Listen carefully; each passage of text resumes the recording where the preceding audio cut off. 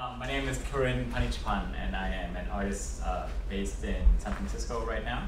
I'm here to talk about my struggle, actually, as an artist, trying to sort of transition from design into art, and how I think of art as, I used to think of art as purely act of self-expression, but now I face the question, like, can art be more?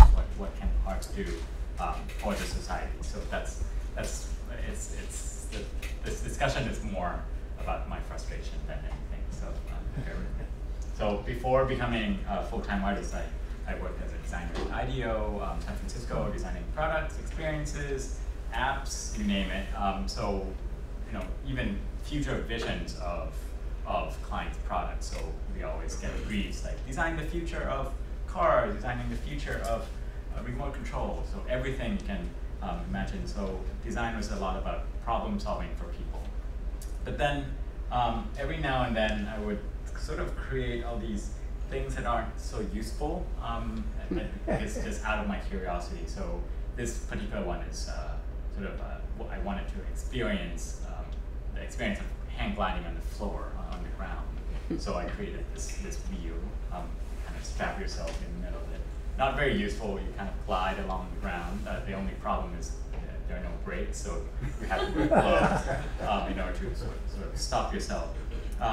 And some other sort of almost artistic statements, but this one is a Thai food machine, because it came out of my frustration of not being able to find good Thai food in the US. So I broke down, like, what is Thai food? It's got curry, it's got fish sauce, it's got basil, chilies, and everything. So have all these components and create a machine out of it. And once you press this giant big button, it would spit a can of Thai food out at you, and it's guaranteed to be authentic. So says the Thai person.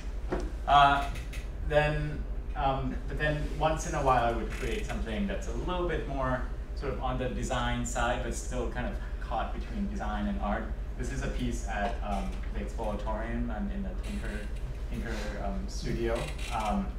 I designed all these modules for kids to sort of do this marble run game, sort of a Rube Goldberg machine. And so that's almost like, in some ways it's a piece of design, and in some ways it's a piece of art. So I kind of get caught in between, and I sort of ask myself, can art be more? Like, maybe I create these artistic expressions, but then at the same time, it can have some value in the society. This particular one is 418 tap lights on a wall. So tap light is something that you press on and off. So it sort of became this canvas for people to express themselves, to create patterns. Pardon me? Where is it? Where was it? Various places. One reincarnation of it was at the Maker Faire, actually, in San Mateo. So this doesn't exist anymore because I had to replace all of these batteries, 4,000 of them. So yeah, very wasteful. So I had to kind of give all these tap lights away. So I became sort of obsessed with this notion of people sort of taking my piece and then sort of creating something out of my piece. So it's almost this canvas, this notion of geometric patterns that people can sort of create themselves. So when I created this sort of wooden block, toy block thing, I didn't have any vision of what are sort of the results that people would be able to sort of create out of my piece. And similarly, this one, sort of, there are only 8 archetypes of the block. So you can see the straight one or the sort of the curved one, and people would just kind of create messages and graphics and things like that, sort of interacting with my piece. And then again, can art be more than this? Am I doing enough? I think there's this urge for me to do more for something. It's something that I'm yearning for. Let's just say that. This other piece is called an instant wallpaper generator. So whatever is under sort of this camera capturing on a table, it's instantly projected and tiled onto the projected wall in front of them, so people can instantly create wallpapers.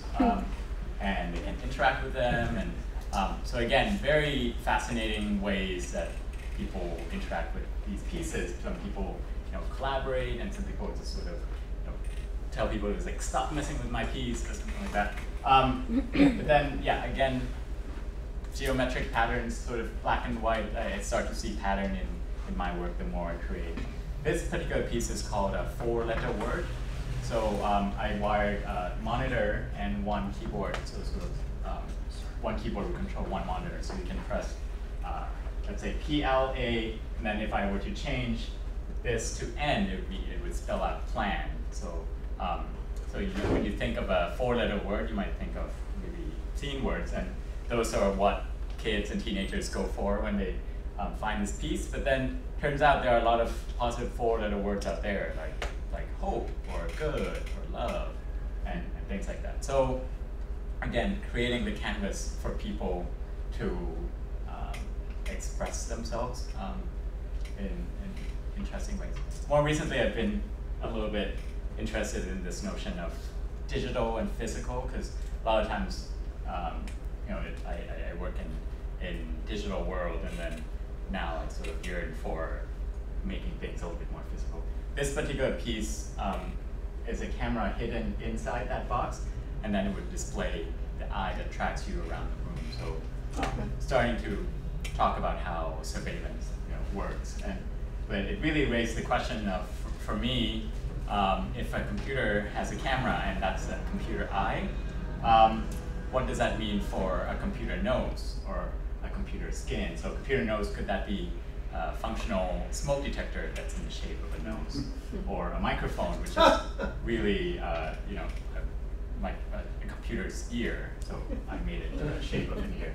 Or a trackpad with hair and everything. So I made this piece that's sort of, instead of a ultra smart computer like a IBM Watson or a really sleek Mac, I designed a computer that one can sort of teach the sort of language to. So I would speak into this computer, and it would sort of try to look up the internet, look up sort of the World Wide Web for an image of what I just said. So it's very basic. It's almost like, think of it as a baby computer rather than a super ultra smart computer. Then again, this all makes me think, it's like, so what's the purpose of this? I'm expressing myself. This is an artistic expression, but to what end? So that kind of leads me to this question maybe for you and for you to think about. The one framework I did come up with, thinking about how, as an artist and a designer, these are sort of my skill set or my things that I love to do, or things that I find sort of rewarding when I do them. And then, so if that's sort of what I'm good at, who I am, what is it that is out there in the world that needs help with? Is it helping people become healthier, solving world hunger or peace, or reversing the effects of global warming? So with this framework, I actually I was invited to spend 3 months in Japan, in this town called Mizuno, just right outside of Tokyo. And I picked just one thing out of this diagram. It's like, okay, this is probably the most relevant, or on top of my head, the most important issue at this moment that I'd like to take a stab at solving. So my art projects in the 3 months of Japan, I ended up interviewing sort of locals about how they feel about global warming, how they sort of, what do they currently do, and sort of gather that data in a very design thinking kind of way. So gather a lot of stories and distill those into insights and patterns, and came up with ideas. One of the projects I did was hacking a ton of keyboards and turning them into sort of this emoji keyboard rather than a Japanese or an English keyboard, and letting people sort of express themselves. So kind of say something in 3 emojis. Say something about climate change or global warming in 3 emojis. So that was a prompt, and people would come to the exhibit and sort of, maybe some of them would just play with this piece, but some of them actually had given me a lot of insights about how they feel about global warming. It's not just one singular story, but it's, oh, I'm affected by how expensive the fish is because that's the kind of fish I've been eating for the past 20 years, for example. The other piece that I created, so one of the insights was people feel like, oh, global warming is so global, I don't really understand what that means. So I made an experience where people can experience local warming. So and rather than telling them, global warming is real or climate change is real, let them experience it. So they can stick their head into this landscape of Matsudo, which is that town. I created sort of a greenhouse effect inside this cube by shining sort of a heat lamp onto it. So things like, people kind of had a weird reaction to seeing themselves in this thing. Another piece, which is actually something that I showed in San Jose last month, it came out of an insight where sort of this one lady said, oh, I do all these things, but I don't really feel like I can affect change at all. I feel like I'm the only person doing recycling, for example.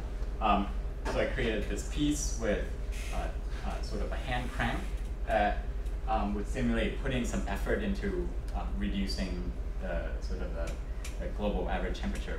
The global average temperature here would continually increase bit by bit, so only in the 6th digit it would just kind of increase because it's super slow change.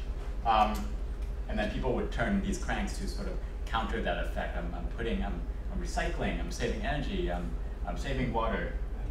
But what they don't realize initially is that if more people sort of play together, sort of turn this crank together, the effect would multiply and you really see the change. So that's my sort of artistic way of saying, hey, you guys got to work together. And this is sort of from the event in San Jose where we also kind of recreate the experience as well.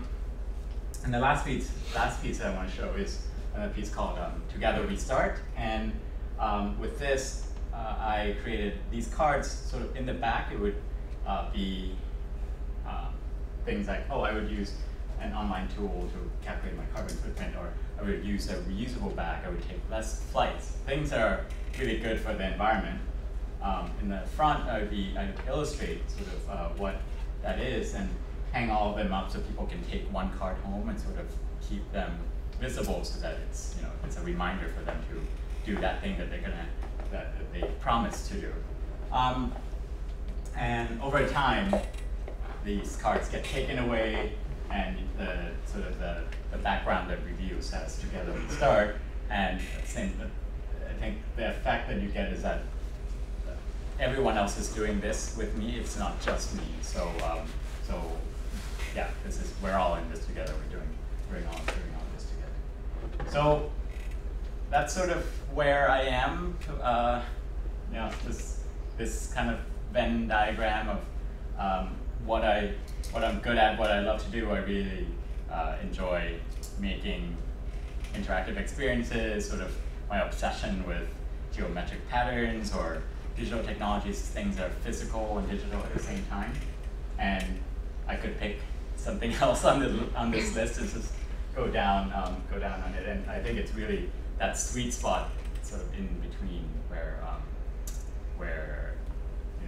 I operate right now. So my question to you would be, can art be more than this, or what is your blue circle and what is your pink circle?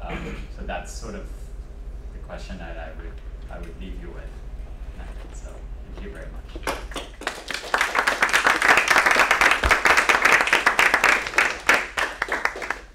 Any question or any answer? Any answers? Yeah, any answer.